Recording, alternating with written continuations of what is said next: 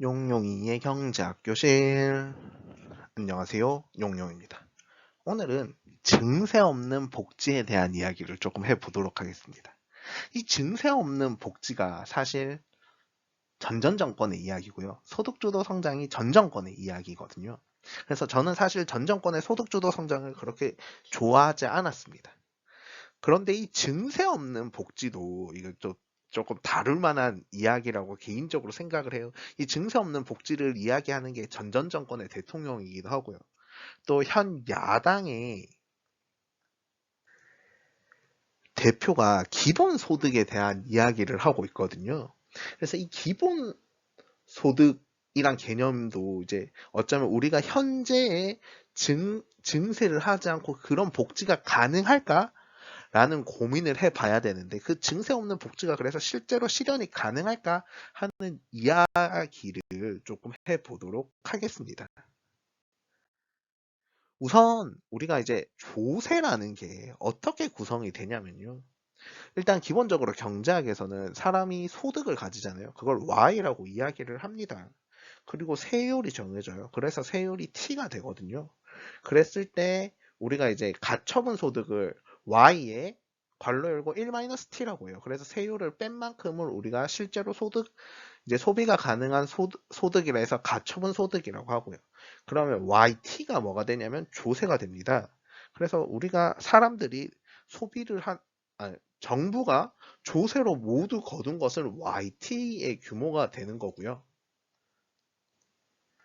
이걸 복지로 연결시키는 것입니다. 그래서 증세 없는 복지란 우리가 어떻게 이해를 해야 되냐면 이 세율인 T를 높이지 않고 조세를 늘려서 조세에 사용하는 복지 기금을 늘리겠다 하는 개념으로 받아들여야 됩니다.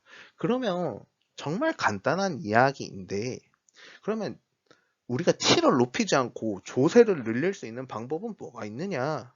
라고 물어보면 이제 조세에는 Y가 있잖아요. Y가 붙어 있기 때문에 Y를 늘리면 된다라고 이야기를 하는 것입니다. 그래서 그러면 소득을 어떻게 높일래 하는 고민에서 증세 없는 복지를 접근해야 한다라고 이야기를 할 수 있습니다. 그러면 전 정권에서는 이제 소득을 어떻게 높일래라는 이야기를 하면서 뭐 다양한 경제 성장에 대한 이야기를 했었습니다. 그래서 뭐 우리나라가 경제 성장을 하기 위해서는 뭐 지금 같으면 4차 산업혁명을 어떻게 할 거고요. 뭐 또 산업 클러스터를 어떻게 할 거고요.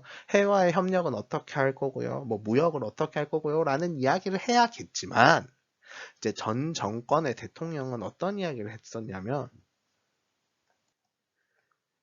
우리나라에 숨어있는 지하 경제를 양성화하겠다 하는 이야기를 했었습니다. 이 지하 경제 양성화라는 게 정말 쉽지 않은 이야기거든요. 그러니까 지하 경제라는 건 사실 우리나라에서 시장이 분명하게 존재하지만 그 시장 자체가 불법적인 일이 많아서 거기에서 세금을 거둘 수 없는 시장인 거예요. 그러니까 가령 예를 들면 우리나라에서 성매매 불법이죠. 성매매가 불법이기 때문에 성매매가 실제로 일어난다면 세금을 매길 수 없습니다. 거기에서 소득이 발생한다라고도 생각을 하지 않고 있고요. 하지만 돈거래가 실제로는 일어나고 있죠. 그때 우리가 그 시장을 우리는 지하 경제라고 하고요. 마찬가지로 마약, 지하 경제에서 발생하고 있고요. 또 우리나라가 최근에 마약과의 전쟁이 선포가 됐잖아요. 그런 과정에서 우리나라에서 마약 거래가 많이 일어나고 있다라는 것을 은연중에 보여주는 사례가 아닌가 싶기도 하고 또 연예인들이 마약과 관련된 사건 사고들이 많았잖아요. 그랬을 때도 우리나라 지하 경제가 충분히 있구나라고 생각을 할 수도 있고요. 또 그만큼 많은 시장이 뭐가 있냐면 가외 시장이 있습니다. 또 대학생들이 가외를 하면 세금을 내지 않거든요.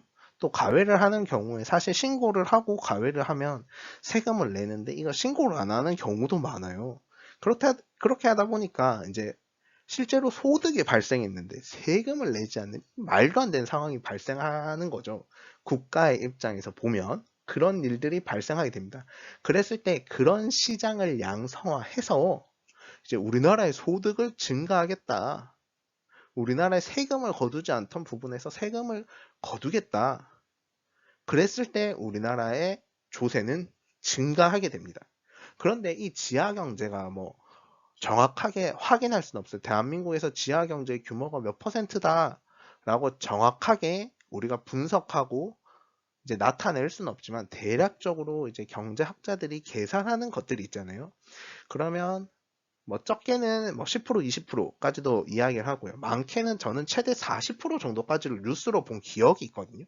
이게 그 뉴스를 다시 찾으려고 검색을 해봤는데 제가 정확하게 그 뉴스를 찾지는 못했어요. 그래서 뭐 대략 뭐 30%, 40%라고 이야기하시는 분들도 있더라고요. 그런데 그러면 어떤 일이 생기냐면 우리가 지하 경제를 양성화하면 대한민국 GDP가 뭐 20%, 30%, 많게는 40%까지도 증가하게 된다는 거예요. 그럼 우리나라의 소득이 증가할 거고요. 물론 그 30%, 40%라고 봤을 때 거기에 뭐 마약, 성매매 같은 불법적인 요소들이 있겠죠. 그럼 이것들을 이제 어떤 부분을 법의 테두리 안으로 들어와서 이제 허용해주는 경우도 일부 생길 수 있고요. 아니면 이건 하지 마! 하고 이렇게 잘라버리는 경우의 수도 생길 겁니다. 어쨌든 그런 과정을 통해서 양성화해서 뭐 완전히 양성화할 수는 없겠죠. 그래서 뭐 불법적인 거 이런 거 못하게 하고 이런 거는 근절해야 돼 하고 일부 이제 시장 안으로 들어올 수 있는 것들을 들고 들어왔으면 뭐 최대 40%까지 보고 있으니까 뭐 30%, 40%까지 보고 있어 일부가 잘려나가도 GDP가 못해도 10%, 20%는 성장하게 될 것이다 라고 보고요.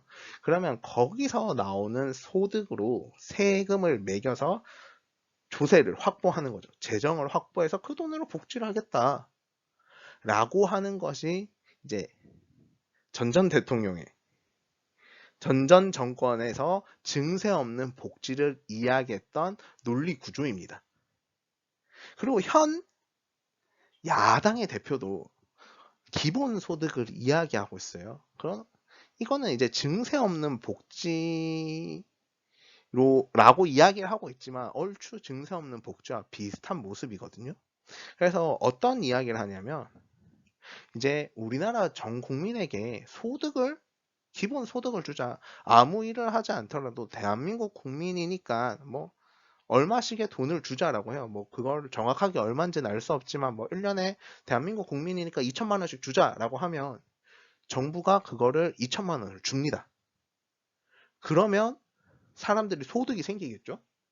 그 소득에서 다시 조세를 거둡니다. 이 조세를 걷어서 그 돈을 다시 복지 재원으로 써서 다시 전 국민에게 다시 2천만 원을 주는 형식입니다. 그런데 이 과정에서는 완전히 조세로만 이루어지는 것은 아니고요.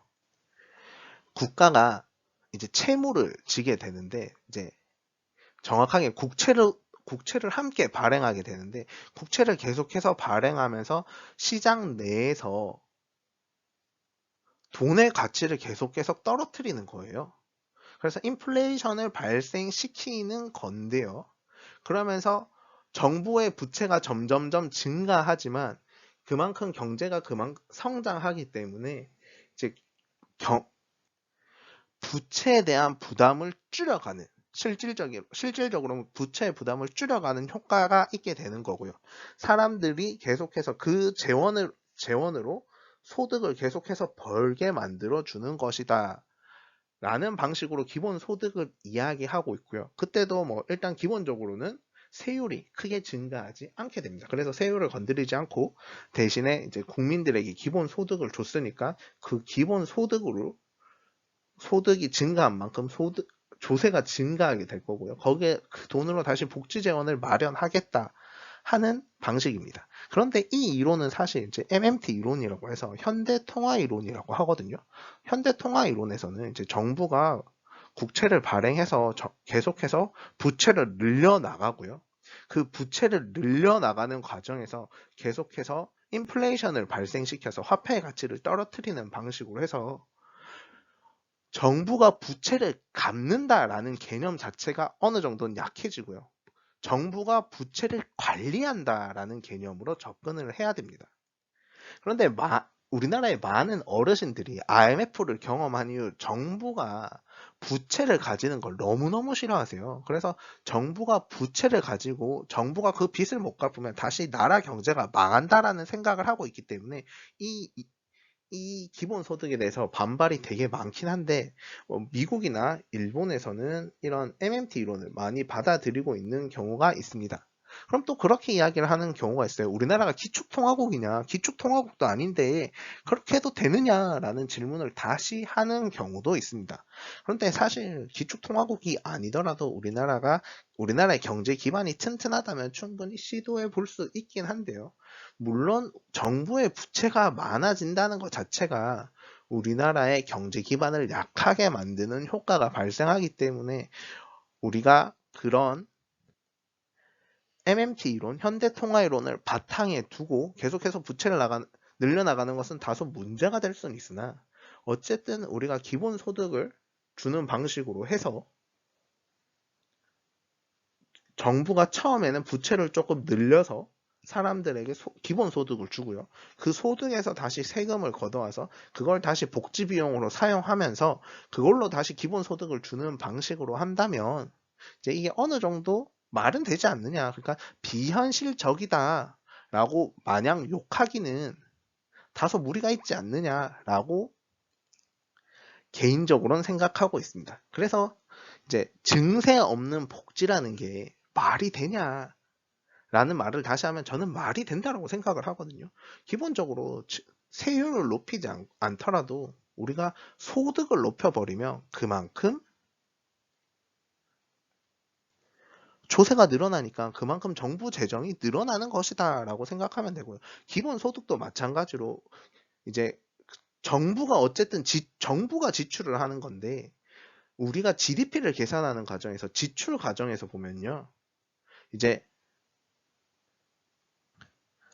제가 좋아하는 산식이 있죠. Y는 C 플러스 I 플러스 G 플러스 NX잖아요.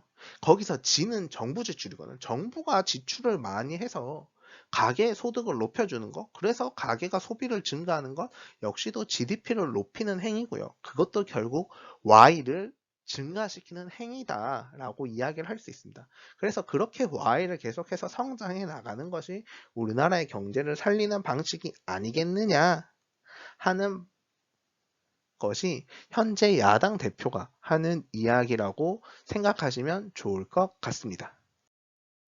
질문 있으시면 댓글로 남겨주시고요.